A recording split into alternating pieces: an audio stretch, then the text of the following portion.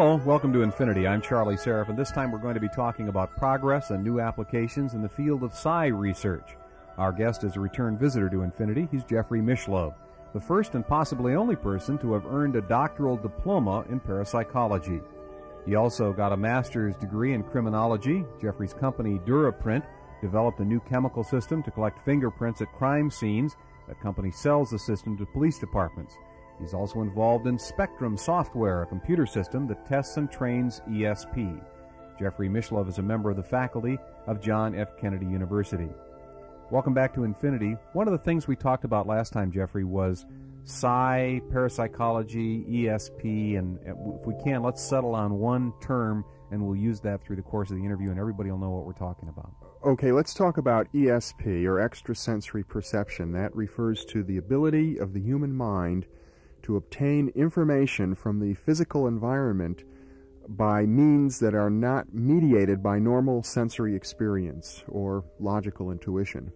Okay. When we talk about ESP, maybe you could give us the current status of research within the mainstream scientific community. What's going on with ESP right now? Well, there's active research going on now in dozens of laboratories throughout the United States and the rest of the world. I think the research is reaching a level of being accepted by the scientific community. In fact, it's been now since 1969 that the Parapsychological Association, the international group of researchers, was admitted as an affiliate organization of the American Association for the Advancement of Science. So it's been now nearly 15 years that the work has really been recognized as being within the boundaries of the scientific method. What developments within the last couple of years has helped make ESP acceptable to the mainstream scientific community? Well, I think the major development has been automated testing procedures and the use of computers in parapsychology. What we've been able to do with computers is eliminate the criticism that skeptics love so much of human error and carelessness. All of the ESP trials are recorded automatically. The statistics are done automatically using recognized methods, and we've reached a level right now with computers where the responsible skeptics of parapsychology, and certainly we all know there are skeptics, are willing to admit that they don't have an answer to the successful results we're getting now. They don't accept those results, but they have no way to explain them away at this point in time. Can we say at this point that the machinery, the computers, the technology has helped us prove beyond a shadow of scientific doubt that ESP exists? I would say so for myself. I think that if we were to have a skeptic in the room, such as Professor Ray Hyman of the University of Oregon, his answer would be, give him another 25 years and he'll try and figure out some sort of a flaw in the system because he doesn't want to accept ESP. But skeptics have had a good 10 years to look at this research right now, and they haven't found any kind of explanation for the successful results of dozens of studies. Let's talk about some of the specifics of those studies. What have you done in the laboratory that would prove the existence of ESP? Well, the computer is based upon what we call a random event generator. It can choose a target at random. The random event generator may be programmed by the clock mechanism in a computer, which moves at maybe a millionth of a second beyond the capability of a human being to determine, or it could be controlled by a radioactive device, which is in principle theoretically random, or by white noise, which is a random form of sound. It chooses a target at random. The subject is simply asked to either predict or to control the target that the computer has chosen. It's very simple. It's simply a more refined version of the old card guessing tests. And we have found in many, many experiments now that individuals are able to score successfully beyond chance expectation on these tasks. So I would say the use of computers has been primarily to demonstrate the existence of ESP in an unequivocal fashion. What are these targets that you talk about? What are they colors, blue, green, yellow, that they would guess or predict? Are they numbers, 1 through 18 million, or how does it work out? The beauty of the computer is that you can use any target that the mind can conceive that can be displayed on a computer screen. For example, the Scilab software that I've developed has 12 different programs. In one of them, The object of the program, and it's like a video game, is to locate oil. You're shown an oil field, and there are 49 possible sites where you could drill for oil. 7 of them have oil. The computer chooses those at random. So you have to imagine that you're an oil geologist looking for oil. In another program, it's designed so that you imagine that you're investing in stocks. There are 5 different stocks, and the computer will choose at random whether they're going to go up or go down. In another program, the computer will simulate a slot machine or a blackjack game. Any kind of situation. I have another one where you guess colors. There are others where you could select various racehorses. The possibilities are almost infinite, and it strikes me as very exciting because what it demonstrates is, the enormous wave of interest that we've had in the last few years with young people using computers, that as programs of this type that incorporate ESP abilities or psi abilities become more popular, we're going to see, I think, a new addition to the consciousness of our culture as people recognize this. Some of the new video games that I've seen incorporate a similar sort of thing. They have obstacles that you have to avoid or targets that have to be shot, and they come from all angles at the central figure, which is you, if you're defending yourself from obstacles that are floating through the universe. Is the ability to succeed at that type of a video game related to quick reflexes and hand-eye coordination, or is psi coming into play there? Naturally, in real life, psi works in combination with all of our other abilities. So, yes, there's every reason to think that if a person can anticipate what's going to come next, that they'll do better at a game like this. Now, naturally, you might be able to anticipate it logically, but if it's truly random, then the only way you could anticipate it would be through psi, through precognition.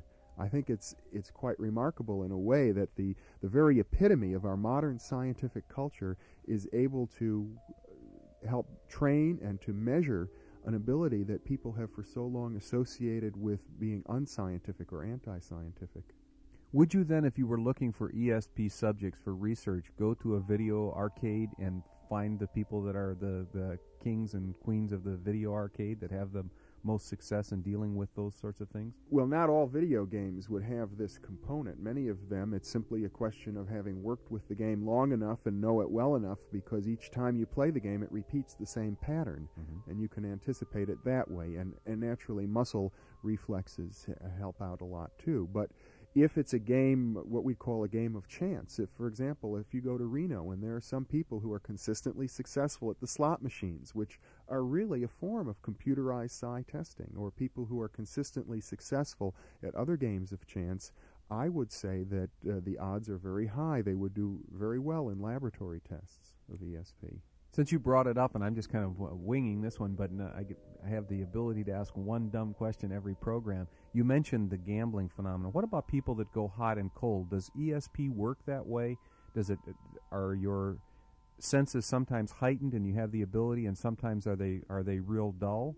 Exactly. That's just like any other human ability. Yeah, it has its ups and downs. It has its cycles. And one of the advantages, I think, of a little computer program for ESP is that you can test yourself in advance. If you're going to go up to Reno or Tahoe to do some gambling, take along a little ESP computer program. You can even build one into a pocket calculator, and then you'll know whether you're on or you're not on. In fact, in the laboratory... It won't cost you as much money as if you go to the table to find out. We do this in the laboratory. We can predict a person's abilities by pre-testing them. If they're doing very well, then on one test we'll predict that they'll do well on the next one, and it works that way. There's also psi missing. When you're off in ESP, you can really be off in a negative direction. You can do far worse than expected by chance, which... for gambling purposes would be bad, but from a scientific perspective demonstrates again that the ability is working at a beyond chance level, just in the wrong direction. Have you related this onness or offness in ESP to anything? Phases of the moon, what you had for breakfast, anything at all? I think a lot of it does have to do with a person's emotional state. If a person is feeling joyful, exuberant, happy, enthusiastic, centered, balanced, in touch, they usually will score in a positive direction. If they're moody, depressed, if something's on their mind, they can't concentrate well, they would tend to score poorly in an ESP test. I find that surprising because in the radio industry, I know that it's pretty well accepted now that when you're having a so-called bad day, when you think it's very difficult to concentrate, oftentimes as a broadcaster, that's when you have your best day because you bring so much positive concentration to it. You know you can't dally. And some days when you think everything is great and you're happy and you're up and things are great at home and you're cheerful and you think it's all wonderful, after finishing a broadcast shift, you can have your boss come and tell you did a terrible job today because you were so relaxed. You took so much for granted. Is there any... I would say that in broadcasting, it oftentimes is just the opposite of what you suggested with ESP abilities. It's an interesting point you've brought up. I know in other professions it would be the same. An actor, it's good to be nervous before they go on stage. You want to have a certain level of alertness. And I think that to a degree this is also true in ESP work, but ESP work really is much different than broadcasting. It does require a different level of mental functioning. Let's go, if we can, from the physical plane to another area of the physical plane, the biological plane. Have you been able to isolate where ESP originates in the brain, or is it in the brain? I can't give you a very precise answer to that question. It's still sort of up for grabs. There are a number of theories about it, and I would say myself that I would tend to think that ESP enters the brain in portions of it that are normally not accessible to the conscious mind. So that might be the lower areas of the brain stem areas, the emotional centers of the brain, in the limbic system, where a lot of other unconscious mental processes are taking place. There's also some very interesting theories right now that suggest that ESP actually occurs in the brain right at the level of the synapses, which are where the neurons in the brain come together. And these are very, very tiny areas in which information is transmitted from one neuron to another by very, very small chemical and electrical discharges in the brain. And these are so small that they could actually be influenced by quantum mechanical perturbations. And this brings into play some of the mysteries of quantum physics, such as what we call the quantum leap or quantum tunneling, or information passing from here to there without going through the intervening space. And naturally, physicists are excited because all of this in physics is very parallel to what we observe in parapsychology. And if there were to be a physical mechanism that could be explained by quantum physics operating in the brain, it would be at the synaptic level. Does that suggest that it's a genetic factor as opposed to an environmental factor? No, not at all. It would suggest, since that we all have synapses in our brains, that it's the birthright of any organism that has neurons and synapses, not even human beings. Now, there may be some genetic predispositions. One would tend to think so, but we really know so little. I hope you're doing this program in another 50 years, we'll be able to answer these questions. I hope we are too. Have you been able to, at this point, do research involving various generations of the same family so that you can see that the grandfather who has a very high ESP test scores in the lab bring in the daughter or the son and then the grandchildren and see whether or not there is some sort of genetic link? I don't know of any studies like that offhand. Okay, well maybe if you're still doing what you're doing in 50 years, you'll be able to go back and get involved in that. What about the flip side of it, the environmental questions? Have you tested people from other cultures that seem to be more open to the concepts of ESP and psychic sorts of things, as opposed to, let's say, the Western cultures, the Germanic cultures that are very pragmatic? The difficulty with that is, of course, when we test them, we're testing them using an experiment designed in our culture. Computers or card guessing tests. If you go, for example, to the South American Indian native peoples and try and give them a test like this, they can't relate to it very well. So the cross-cultural tests that we've done pretty much don't show any significant differences from one culture to the next. But if you interview people about their experiences, you will find that almost any culture, people will report having more psi experiences than we have in the American and Western European cultures, particularly the American culture. Let's talk for a minute about an area of your work, the use of ESP in police work, and this fingerprinting technique that we alluded to early in the introduction. Maybe you could tell us a little bit about that. Is that totally physical, or does that involve some of the ESP abilities? No, the fingerprinting technique is totally physical. It's a fascinating system. We are using superglue to develop fingerprints. It interacts chemically with the amino acids that are left by fingerprints so that the police can release the fumes from the glue at the scene of a crime, and all the prints turn into a hard plastic polymer type substance, and it's very exciting to police. It's been featured on national TV, and our company has grown rapidly over the last 6 months, and it's nice for me to have one foot in the solid world of normal life and normal business. Super glue. Yeah. In this case, I'm also very interested in the use of psychics in police work, and have been doing research in this area for many years since I got my master's degree in criminology over 10 years ago.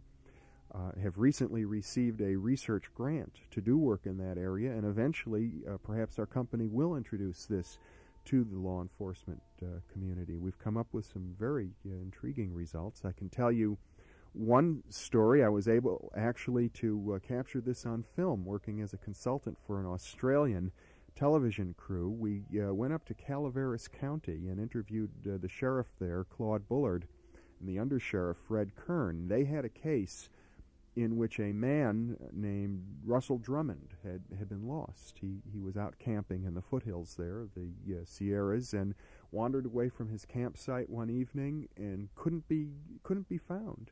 And the sheriff got a search party together. 150 people combed that area for 2 weeks, in fact over 2 weeks, and they were unable to find any sign of the man whatsoever. So the sheriff concluded, well, he must have been abducted, taken out of the county or something.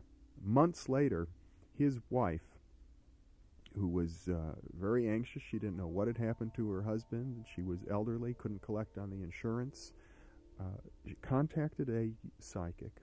And that psychic, Kathleen Ray, who lives here in the Bay Area, is well known for her work with police. Very matter-of-fact woman. Nothing mystical about her at all. She just sat down and closed her eyes and recorded her impressions on an audio tape cassette, which was taken to the sheriff up there. He listened to it, and it made sense to him. She described the condition of the man, his state of mind, what had happened as he was wandering through the woods, having a stroke, being disoriented in time and space, thinking he was a young man again, and he collapsed under a manzanita bush, and she described this in great detail, and the sheriff figured he thought he might know where this location was, so he'd drive out there with the undersheriff, who was extremely skeptical, and if the location at all resembled her description, then he'd call another search party. And so he went out there, and based on this tape-recorded description, he was able to walk directly right up to the body, which was under this bush, and as she had described, perfectly intact, even though it had been in the woods at that time for nearly 6 months. He described her portrayal of this, her description on the audio tape as being 99% accurate. So this is an example of the kind of good successes that do occur in the field of psi and criminology. So often, these types of events that are publicized in what we might call the supermarket press. Mm-hmm. And a lot of people get a real bad impression of the whole area and think it's a lot of baloney because of that. Yes. Well, it's true that the pulp magazines are not necessarily known for doing a lot of double-checking, and they'll print a story for its sensational value. I can tell you this, that the United States Department of Justice Law Enforcement Assistance Administration funded 2 researchers from Montana, Ray Waring and Whitney Hibbard, to travel around the United States to find out what was going on in the area of what they euphemistically called innovative investigation techniques, by which they meant using psychics and also using hypnosis were the two areas they looked at. And they traveled throughout the United States. They did not find a single police department or sheriff's department that had not at one time or another experimented in the use of psychics. So it's extremely widespread. I can't tell you at this point what the overall success rate is. Certainly there have been many failures, but there are also many cases that I'm personally aware of in which psychics have given the police accurate information that the police didn't act on. So it's certainly an area that deserves a closer investigation. An important part of police work is crime prevention. Does this psychic ability have potential in that area? And what might be some of the applications if it does? Well, there are many non-psychic things that are recommended for crime prevention. Lock your doors, for example. I think perhaps one of the most useful things that a psychic can do for crime prevention is to identify individuals who are still out on the streets, who are criminals, who have committed crimes and can be picked up. I think when these individuals are off the streets, then that's a way of preventing crime. It'd be real tough to prove it in a court of law given today's public Absolutely. disposition toward it. You know, you could get 10 well-respected, highly tested psychics in a room when they would all agree that Mr. X is, in fact, a danger to society and a criminal who has struck before and will strike again, but a jury probably wouldn't put them away based on that testimony. Absolutely. You could not use that as courtroom evidence. But what you could do is it would give the police enough to go on so that they can gather their own corroborating evidence that can be introduced into court, confessions or testimony from witnesses and the like. In your testing, have you ever worked with very successful detectives? It would seem to me, it would follow logically that some of the people that are best at criminal investigation are people who have some other senses working for them, some extrasensory perception. Yes, I think you're right. In fact, not just detectives, but almost any profession. There's been one study of great interest that compared the executives, presidents of various businesses, and they had two groups. One were executives of successful corporations that were making money and executives of unsuccessful corporations that were losing money, and they tested them for precognition and found a difference in the direction that you would expect from that. I think the same thing could be true of athletes, of medical doctors who have to diagnose their patients, and even in the news profession. I came across an article recently by an investigative reporter who talked about uncanny intuitions that led him to get certain information about a story he was following that would have otherwise been unavailable to him. We think most often that abilities in that area are directly related to heightened physical perception of reality, just noticing the little things. Peter Falk in his series, when he was such a successful detective, it wasn't that he had precognitive recognition of things. It was just that he saw the little fragments and little pieces and torn papers and was able to associate things better than average. Mm-hmm. Well, certainly that's the case to a degree. That logic, the ability to use the human mind to its fullest is very important. But there are times in any case where you simply don't have enough information to go on. You're at a dead end in a case, and it happens in scientific investigation as well. You may reach a dead end, and the only way that you're going to get ahead is through an intuitive leap, which is not based on this kind of logic. And it's remarkable how some of them, for example, the case I just mentioned of the body in Calaveras, there were no sensory cues of any type available to the psychic in that case. Early on, you said that it would be possible for an individual, based on some of these video cassettes that you're developing right now, to test your psychic ability. Is there a training program that's involved? If someone says, "Gee, I don't feel that I have enough ESP going for me, or that I'm psychic enough," is there ability to work with any of the technology that's available to heighten your abilities in those areas? Well, training and testing ESP is an area that I've specialized in. I got my doctorate in that work, and in fact, my doctoral dissertation has now just been published. It's coming out in October of this year as a book called Psi Development Systems, available from McFarland Publishing Company. And I would say the answer is yes to your question. The computer program that I have developed, the SciLab program, has some programs specifically designed for training. And what they will do is they'll test you on a simple test, like trying to guess the slot machine type images that might come up, a lemon or a cherry or a bar. But after each trial, the computer asks you a number of questions to help you get in touch with your own state of mind. Were you feeling confident? Was your choice based on the clearest mental image in your mind, or was it the first mental image that you had, or did you have any muscular sensations when you made that choice? So the computer guides you to doing some introspection so that you begin to associate certain very subtle mental states with correct hits or incorrect hits, thereby eventually, with a lot of practice, enabling individuals who have some talent to begin with an opportunity to distinguish between those mental sensations associated with accurate scoring with those that are associated with fantasies, memories, and other kinds of non-accurate mental information. In the laboratory, have you found individuals who have absolutely no ESP working for them, that just seem to absolutely test out on the bottom side of every kind of test that you could possibly throw at them?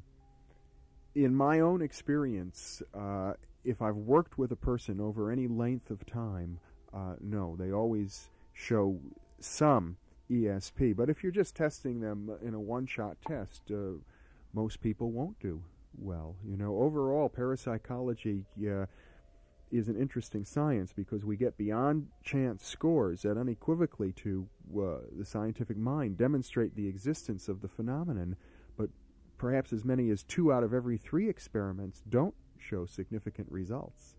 It's the one experiment in 3 that makes up for the rest. Where are we going with all this? What does the future hold? Obviously, greater recognition from the scientific community and hopefully the public at large as a result.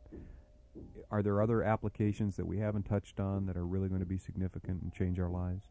I think we'll see that, but it'll take a long period of time, really, because our culture is not very supportive yet of psychic work. But you can look to other cultures in which it's more integrated to get a sense of where we might go, in which, for example, people who practice in the psychic area are widely regarded for their abilities as healers, or for working with police, or for working with archaeologists, or working in geological exploration, or working in agriculture. There's no reason that these abilities can't, in a supportive cultural context, be applied for many practical benefits. Although I think ultimately the greatest value is philosophical, because the ability to connect the mind in some way directly with some external part of the environment through which there's no obvious physical connection demonstrates the principle that the poet John Donne was referring to when he said, "No man is an island unto himself." You know, when the bell tolls, ask not for whom it tolls for thee. Every human who suffers is part of our self-suffering. We're connected to the whole picture. And I think that has an enormous political and social and environmental consequences that people will be more aware of when it's part of their own direct experience.